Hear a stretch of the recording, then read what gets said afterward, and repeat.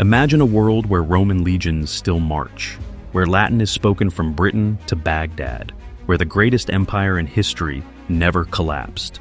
Your life would be completely different. Let me show you how. Today we're exploring the most mind-bending alternate timeline in history. What if the Roman Empire never fell? What if it survived past 476 AD and kept growing for another 100 years? The answer will change everything you thought you knew about our world. The point of divergence. Let's set the stage. In our timeline, the Western Roman Empire collapsed in 476 AD when the Germanic chieftain Odoacer deposed the last Roman emperor, Romulus Augustulus. But what if one crucial thing changed? What if Emperor Constantine had never moved the capital to Constantinople? What if Rome stayed united instead of splitting into East and West? Or what if the plague of Justinian never happened, allowing Rome to maintain its massive population and military strength? Pick any of these scenarios, and suddenly Rome doesn't fall. It adapts, it survives, and it keeps expanding. So, what does that world look like? No dark ages. Continuous technological progress. Here's the first massive difference. There would be no dark ages. None. The period from 500 to 1000 AD that saw Europe descend into chaos, lose literacy, and forget Roman engineering, that never happens. Instead, Roman aqueducts keep supplying water to massive cities. Roman roads keep expanding across continents. The advanced Roman concrete, which we only recently figured out how to replicate, continues to be used and improved. Think about this. Rome had indoor plumbing, central heating, surgical tools, and architectural knowledge that Europe wouldn't rediscover for 1,000 years. If Rome never fell, that technological momentum never stops. By the year 1000 AD, when our timeline was struggling through medieval feudalism, the Roman Empire in this alternate timeline might already have steam engines. Why? Because they already had the foundations. Hero of Alexandria invented a primitive steam engine in the 1st century AD, but it was never developed beyond a toy because slave labor was cheaper. Without the collapse, Roman engineers would have had centuries to refine these inventions. The printing press might arrive 500 years early. Eyeglasses, mechanical clocks, and advanced metallurgy all emerge earlier because you have a continuous, stable civilization focused on innovation rather than survival. One language, one culture, a unified world. In our world, Latin fragmented into French, Spanish, Italian, Portuguese, and Romanian. In this alternate timeline, everyone from Britain to Mesopotamia speaks Latin, or perhaps a more evolved form, Classical Latin evolving into something like Imperial Latin over centuries. This has massive implications. There's no language barrier across most of the known world. A merchant from Britannia can do business in Egypt without a translator. A scholar in Gaul can read books written in Syria without translation. Scientific knowledge spreads instantly across the entire empire. Compare this to our timeline, where the fall of Rome created linguistic isolation. It took until the 1400s before European scholars could even read ancient Greek texts because that knowledge was lost in Western Europe. In the no-fall timeline, there's no loss of knowledge. Everything builds continuously. The cultural unity is staggering. Instead of dozens of competing European kingdoms, you have one unified Roman identity. But here's where it gets interesting. This Roman identity would be far more diverse than the original. As the empire expanded into Africa, Asia, and eventually discovering the Americas, Roman culture would absorb and blend with every civilization it encountered. Christianity takes a different path. Christianity still emerges, but its development is radically different. Without the fragmented medieval kingdoms, the church doesn't become the dominant power in Europe because the Roman state never weakens enough to allow it. Instead of the Pope crowning kings and wielding political power, Christianity remains more like it was in the early empire, one of many religions under Roman authority. The emperor might convert to Christianity like Constantine did, but the religion itself becomes thoroughly Romanized. There's no Protestant Reformation because there's no Catholic Church as we know it. There's no Crusades because the Islamic expansion either never happens or gets stopped immediately by Roman legions. The entire religious history of the world changes. Religious tolerance might actually be better in this timeline. Rome historically allowed conquered peoples to keep their religions as long as they paid taxes and didn't rebel. So, instead of religious wars tearing Europe apart for centuries, you might have a more pluralistic society where multiple faiths coexist under Roman law. Rome discovers the Americas first. Here's where it gets really wild. With continuous technological progress and no dark ages, Rome develops advanced shipbuilding and navigation centuries early. Roman explorers might reach the Americas by 800 or 900 AD, 600 years before Columbus. And when they do, they bring with them the full might of an empire that's been refining conquest, administration, and integration for 1,500 years. The impact on Native American civilizations would be profound.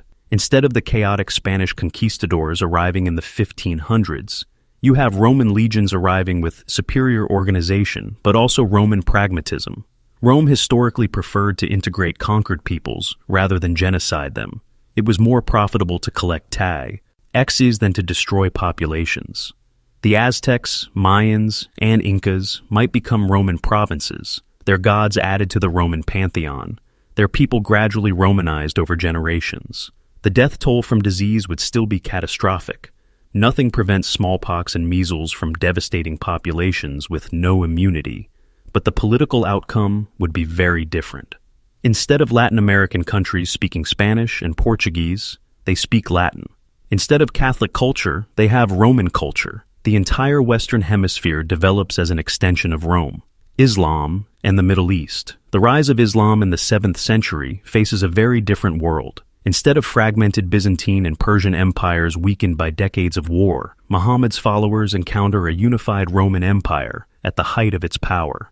The early Islamic expansion that conquered the Middle East, North Africa, and Spain in our timeline, in this timeline, it slams into the Roman war machine and likely stops cold. Roman legions have had centuries to perfect their craft, and they're defending territory that's been Roman for 700 plus years. One of two things happens. Either Islam remains confined to Arabia, or Roman military might forces a negotiated peace that creates defined borders. There might be centuries of border wars, but the massive Islamic conquests that reshape the Mediterranean world probably don't happen. This means no Moorish Spain, no Ottoman Empire, and a Middle East that remains culturally and politically Roman or Roman-influenced. The entire history of the region completely changes. Technology leaps forward. Let's talk about what technology looks like by the year 1500 AD in this timeline. Remember, you've had 1,000 years of continuous progress instead of the Dark Ages setback. The printing press exists by 1000 AD. Gunpowder weapons are refined by 1200 AD. Steam engines are powering Roman factories by 1300 AD.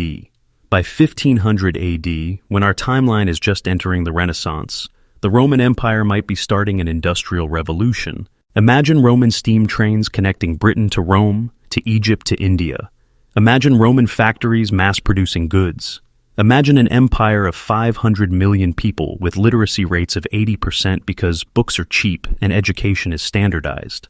The scientific method develops earlier because you have institutional support for research. Roman universities in every major city are pushing the boundaries of knowledge. Medicine advances faster. Roman doctors building on Galen's work for 100 years would have discovered germ theory, developed better surgical techniques, and maybe even stumbled onto antibiotics through systematic experimentation.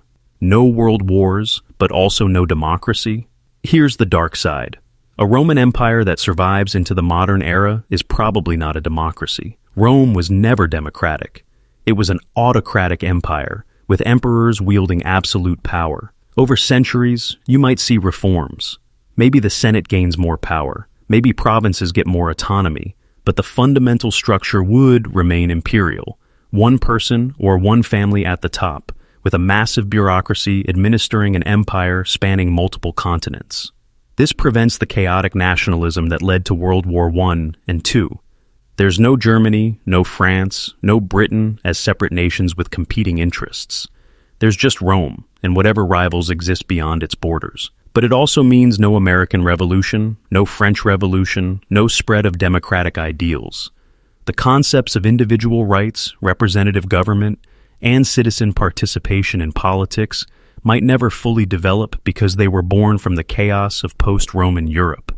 You might live in a world of unprecedented peace, prosperity, and technological advancement, but also a world where you have no vote, no freedom of speech, and no ability to challenge imperial authority. The modern Roman Empire, fast forwards, warred to today, 25 AD.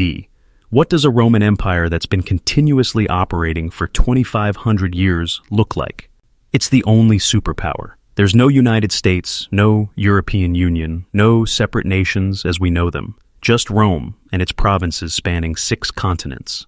Latin is the global language. Everyone learns it in school, uses it for business, and watches Roman entertainment media in it. Local languages might survive in homes and regional culture, but Latin is universal. Technology is probably more advanced than our timeline because you've had uninterrupted progress for 2,000 years. They might already have fusion power, routine space travel, and medical technology that seems like science fiction to us. But society is also more stratified. Roman class systems, patricians, equites, plebeians, and whatever new classes emerge, define your opportunities. Social mobility exists, but within the framework of Roman hierarchy. The emperor might be selected by a senate of provincial governors, or perhaps genetic engineering ensures the imperial family produces capable rulers. The empire is too large for one person to micromanage, so it's divided into super provinces, each administered by a governor with near absolute authority within their region. What we lost and gained. So, is this alternate world better or worse? The answer is complicated.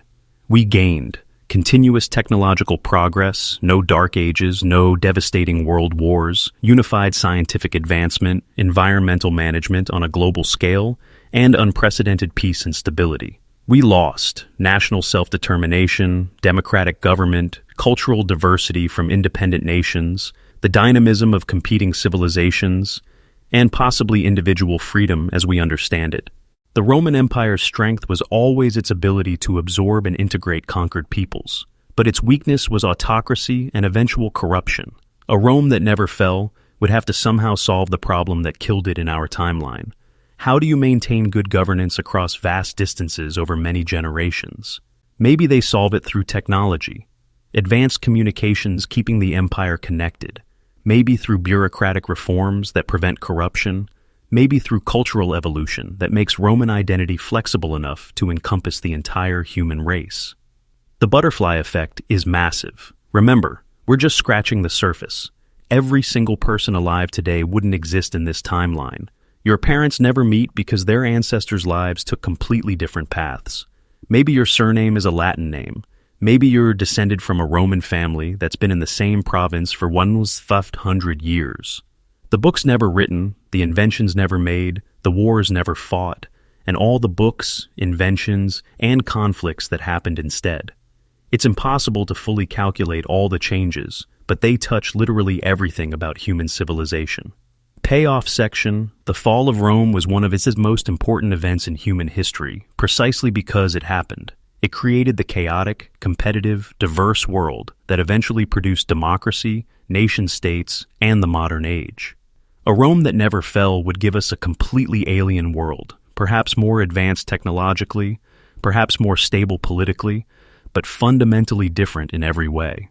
Whether that's better or worse depends on what you value: stability or freedom, unity or diversity, continuous progress or dynamic change. If your mind is blown right now, hit that subscribe button because we're diving into more alternate history scenarios that will change how you see the world. What if Germany won World War II? What if the Mongols conquered Europe? What if the Americas were never discovered? Drop a comment. Would you rather live in our timeline or the never-fell Roman Empire? I genuinely want to know. History's greatest lesson is that everything could have been different. Thanks for joining me on this journey through an alternate timeline. I'll see you in the next one.